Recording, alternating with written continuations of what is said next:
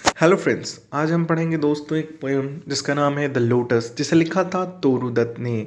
तोरू दत्त ने the lotus की महानता को बताते हुए यह बताया है कि आखिर लोटस कैसे बनी क्वीन ऑफ द फ्लावर, इसे कैसे बनाया गया, इसके पीछे कारण है कि उसमें सारे फूल में यही महान क्यों हुई, द लोटस ही क्यों महान है और क्यों देवी देवता जितने भी होते हैं वो लोटस पे ही सवार क्यों होते हैं। जैसे कि ले लीजिए सरस्वती जी, लक्ष्मी जी, ब्रह्मा जी और भी कई भगवान लोटस को ही शुद्ध फूल क्यों मानते हैं और क्यों इसका ही यूज होता है पूजा में, बाकी सब फूलों का यूज नहीं होता, क्यों ये महान है। इस चीज़ को आज हम इस पोयम में जानेंगे कि आखिर लोटस ही क्यों महान है और क्यों इसे क्वीन ऑफ द फ्लावर कहा जाता है, यानी फूलों की रानी लोटस को क्यों कहा जाता है।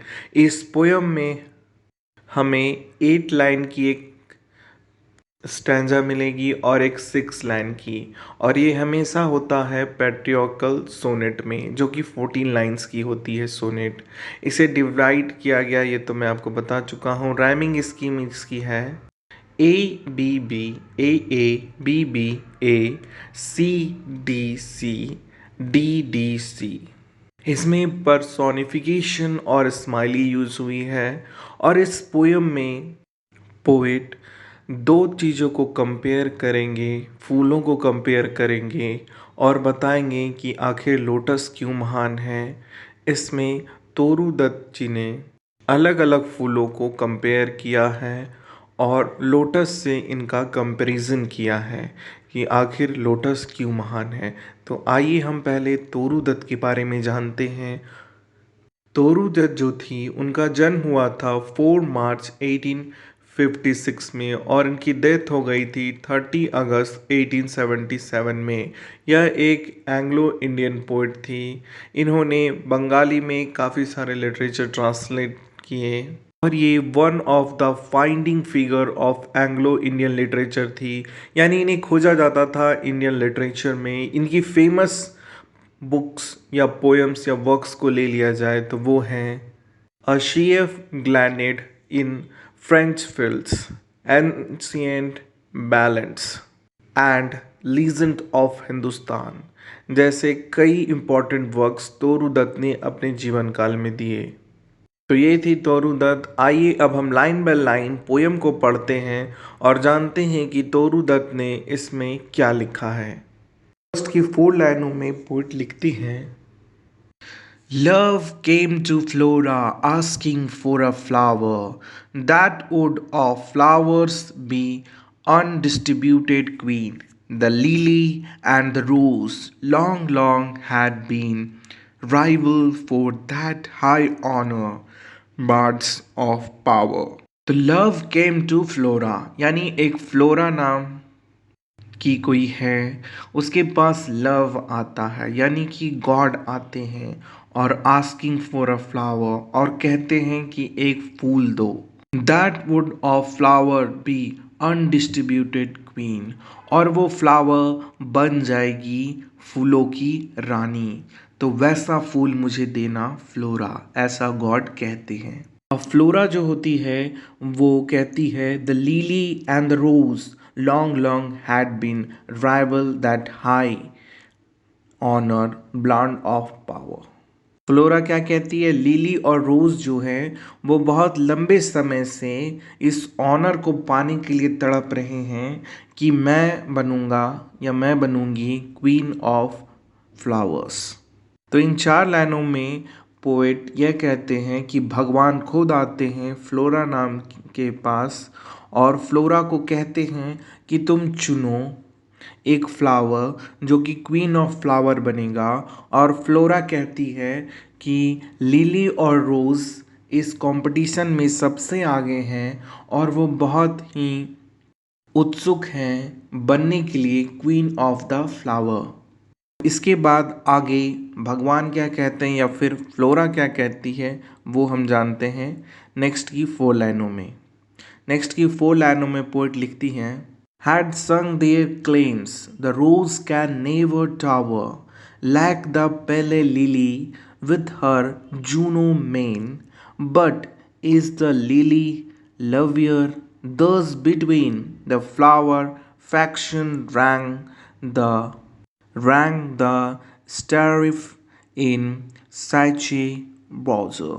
फ्लोरा फिर से कहती है हैड संग देयर क्लेम, और वो क्लेम करती है कि रोज़ और लिली के बारे में बहुत सारे पोइट ने संग किया, यानी कि पोएम्स लिखे हैं। तो ये दोनों को में से एक को यह ऑनर मिलना चाहिए कि वो क्वीन ऑफ द फ्लावर बने। इसके बाद गॉड कहते हैं the rose can never tower like the pale lily with her Juno में। लव कहते यानी गॉड कहते हैं the rose can never tower, यानी कि रोज जो है वो कभी टावर नहीं करता, यानी झुकता नहीं है। लाइक द लिली पेल, यानी कि लिली का जो फ्लावर होता है वो एक समय के बाद झुक जाता है, पर रोज़ कभी नहीं झुकता। ऐसा मानो वो जूनो मेन हो, यानी कि जुपिटर की वाइफ थी। जुपिटर जो प्लैनेट है उसकी वाइफ जूनो। यहाँ पे जूनो का मतलब है जो जुपिटर जो प्लैनेट जिसके नाम पे रखा गया, जिस गॉड के नाम पे जो गॉड थे उनकी वाइफ का नाम था Juno. But is the lily lovelier thus between flower. उसके बाद फ्लोरा कहती है पर लिली बहुत खूबसूरत भी है। ये सुनते ही लिली के सपोर्ट में कुछ आए और कुछ रोज के सपोर्ट में flowers. Faction rang the strife and Psyche bower, यानी कि अब दो गुट बन चुके थे, एक लिली को सपोर्ट कर रहा था और एक रोज को। अब आइए देखते हैं क्या होता है। Give me a flower delicious as a rose and stately as the lily in her pride. But of what color?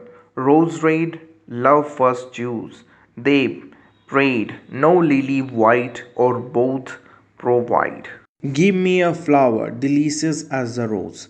अब लव यानी कि गॉड कहते हैं कि मुझे ऐसा फ्लावर दो फ्लोरा जो कि रोज की तरह डिलीशियस हो and stately as a lily in her pride, और लिली की तरह स्टेटली हो यानी कि सीधा हो और सफ़ेद हो और रोज़ की तरह डिलीशियस भी हो, दोनों जिसमें है वो दो। But of what colour, flora ने कहा तो कौन सा कलर का आपको फूल दूँ। तब लव चॉइस करते हैं कि फर्स्ट मुझे रोज़ की तरह रेड कलर दो, और फिर अचानक उनका मन करता है नहीं नहीं नहीं मुझे लिली की तरह वाइट दो। और उसके बाद वो कहते हैं कन्फ्यूज़न में आकर कि क्या ये दोनों चीज़ किसी एक में हो सकता है, वो रेड भी हो और वाइट भी हो। तो इस लाइनों में पोइट मांगते हैं कि किस तरह मुझे वो फ्लावर मिल सकता है जो कि रेड रोज़ की तरह भी हो और वाइट लिलीज़ की भी तरह हो। यानी कि लव और फ्लोरा दोनों कन्फ्यूज़न में हैं कि आखिर क्वीन ऑफ फ्लावर किसे बनाया जाए, क्योंकि रोज़ और लिली दोनों एक दूसरे से compete यानी कि लड़ रहे हैं और दोनों में कुछ ना कुछ बेहतर है। और लास्ट की लाइनों में यह पता चलेगा कि क्या कौन बनी और कैसे बनी queen of the flower. Last की लाइनों में पोएट लिखते हैं and flora gave the lotus, और फ्लोरा क्या देती है, कमल का फूल देती है। अब फ्लोरा ऐसा क्यों करती है, क्योंकि rose red dried and lily white, अगर हम रोज का रेड और लिली का वाइट को मिला दें तो वो पिंक यानी कि लोटस बनेगा, कमल का फूल बन जाएगा। और इसके बाद लव यानी गॉड ने द क्वीनलेस्ट फ्लावर दैट ब्लोस, यानी कि लोटस को क्वीन बना दिया, क्योंकि दुनिया में जितने भी फ्लावर उगते हैं उनमें सबसे सुंदर कमल का फूल माना गया। और कैसे माना गया वो हम इस पोयम में जाने। तो आपको इस पोयम में हमें यह बताया गया कि किस तरह लोटस बनी क्वीन ऑफ द फ्लावर, और इसमें पर्सोनिफाई किया गया है रोज़ और लिली को। और इन दोनों फ्लावर के बारे में बताया गया कि यही दोनों फ्लावर कंपटीशन में थी, पर इन दोनों को मिला करके जो फ्लावर बनी इनसे भी ज़्यादा खूबसूरत वो था लोटस। आपको यह पोएम कैसी लगी हमें कमेंट सेक्शन में बताएं। लाइक करें, शेयर करें, सब्सक्राइब करें। आपने मुझे पूरा सुना इसके लिए धन्यवाद। मैं आपसे मिलूंगा नेक्स्ट स्टोरी में, तब तक के लिए जय।